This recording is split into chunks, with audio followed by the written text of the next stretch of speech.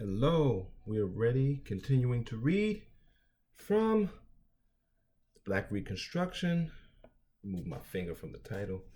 Black Reconstruction in America, 1860 to 1880. And I'm reading from the chapter Back Towards Slavery. Is that what it is? Yeah, Back Towards Slavery. So let's continue. Oh, before I go on, let me see, so I remember. This is next week's book, $40 Million Slave.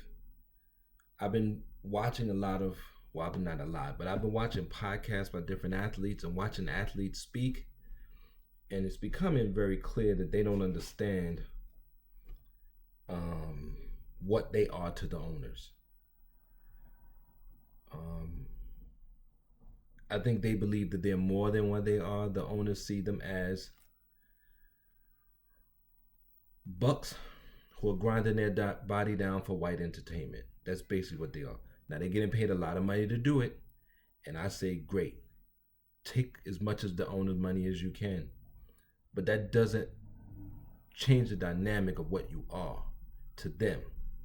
Now, who you are to yourself and your family is can be one thing. Conversely, that doesn't mean that you're better than us. So the owners see you as one thing to them, and you see yourself as another thing to us because we're poor and black. And just like you shouldn't necessarily care if the owners see you that way, we don't really care how you see us either. We're out here doing work. Sure, people don't support us like they support you, that's fine, but we're doing the work. But I want them to be more understanding of who and what they are. So $40 Million Slave will be next week's reading. I'm not sure what chapter I'll read from. I have to go through it, or what section. But that'll be the reading. So let's get on with this reading. Finish this week, Black Reconstruction, Back Towards Slavery. A lot of people seem to be watching this video. By me, a lot is like 20, 30, 40 people. I don't usually get a lot of views on YouTube, but and I really just use YouTube for my Patreon because I have to link it to that. But people seem to like this one. So let's drink some water. I'm tired already. I ain't even started reading.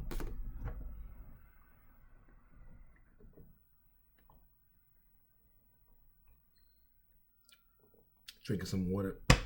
Always buy juice and things in glass bottles so that you can recycle them and use them again.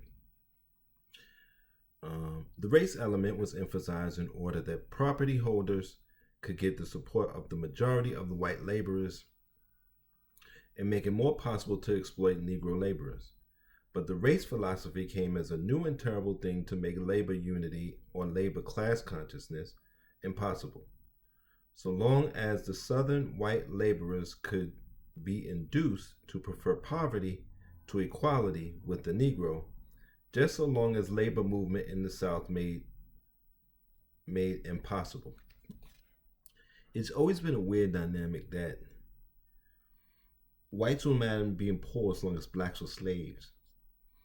But the weird thing is that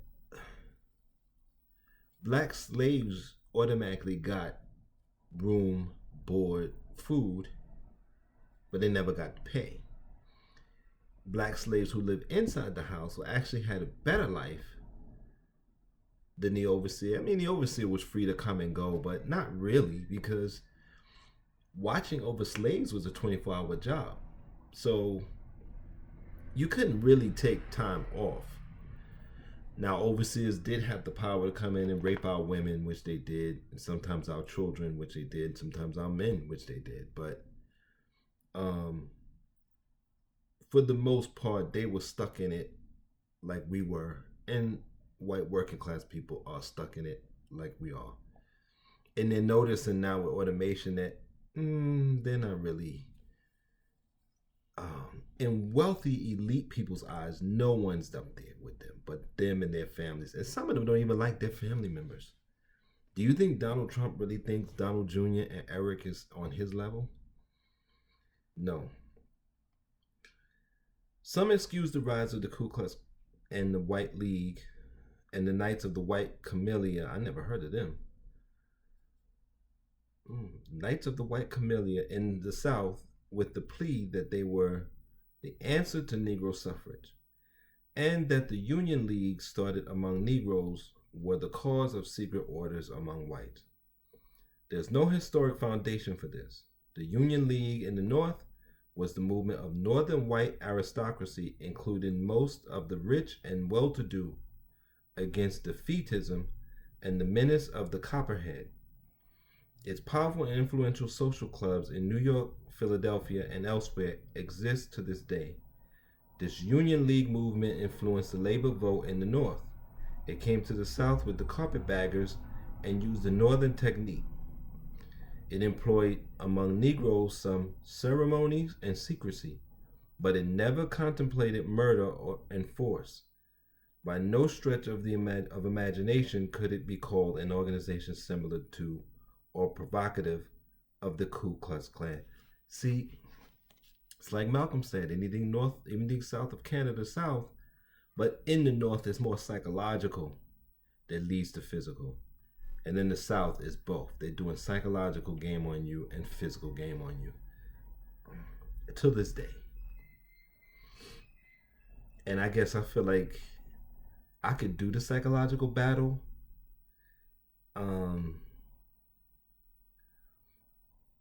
And I just feel like the physical battle in the South today, even today, what they've done to people, and the psychological battle is so heavy on the people themselves. And I don't know why that is. I don't know why. I guess it's all this terror and stuff like that, but I know some brilliant black people in the South, and they don't believe that they're as brilliant as they are. So it's a strange thing. It's a very strange thing trying to explain to someone who is brilliant that they're brilliant, and them telling you, no, I'm not. It's odd, but it happens. The carpetbaggers organized the Negro voters and offered them more in wages and privileges than the whites. The logical answer of the planters in a free industrial democracy would have been to meet these offers by better ones. They chose instead force and secret revolution. It was not then the organization of union leagues that caused the Ku Klux Klan.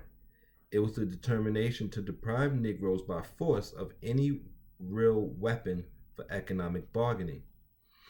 Their use of the ballot from 1868 to 1872 aroused the property holders to a frenzy of protest, but it also attracted certain elements of white labor and bade fair with reform and efficiency to build a Southern Labor Party. There was but one way to break up this threatened coalition, and that was to unite poor and rich whites by the shibboleth of race. And despite divergent economic interests, the work of secret orders in 1868 to 1872 frustrated any mass movement toward union and white and black labor. Before 1874, the turmoil of Louisiana blazed the way.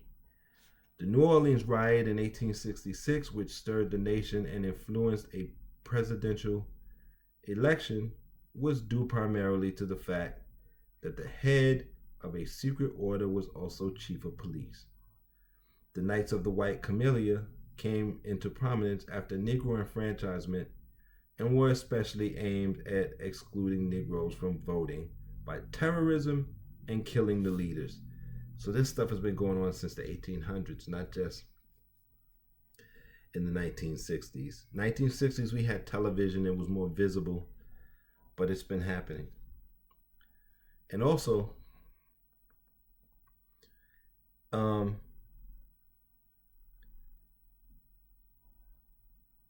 it's a thing. Even today, people talk about the white working class, and you have to appeal to the white working class. You have to appeal to those white violent people so they don't do violence. You have to pacify them some kind of way, give them what they need,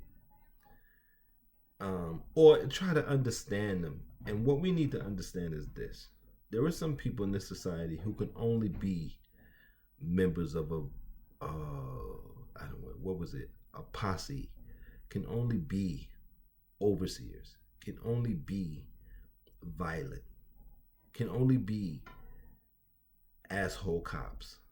These people, they can't be anything else.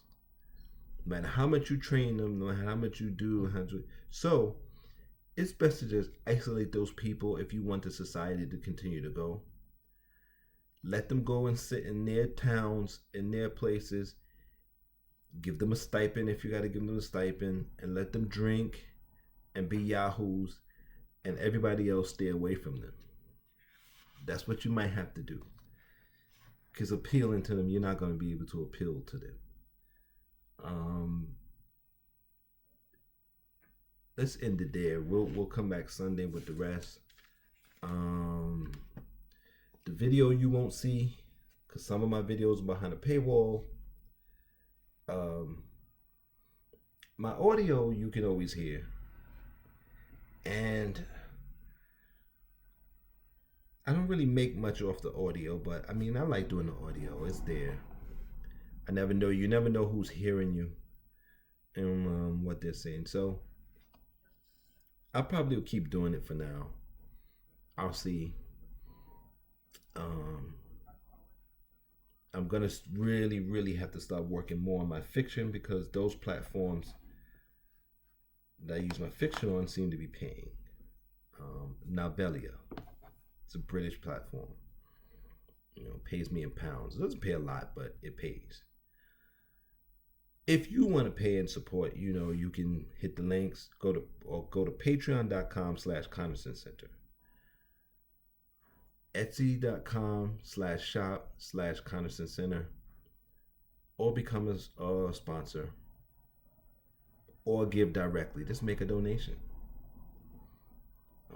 I guess I can let's get Cash App Timothy Connerson. That's it. Until next time, take care. And if you're watching this on video, all of the links are in the description. Take care of yourselves. Try to be safe. And have a good weekend.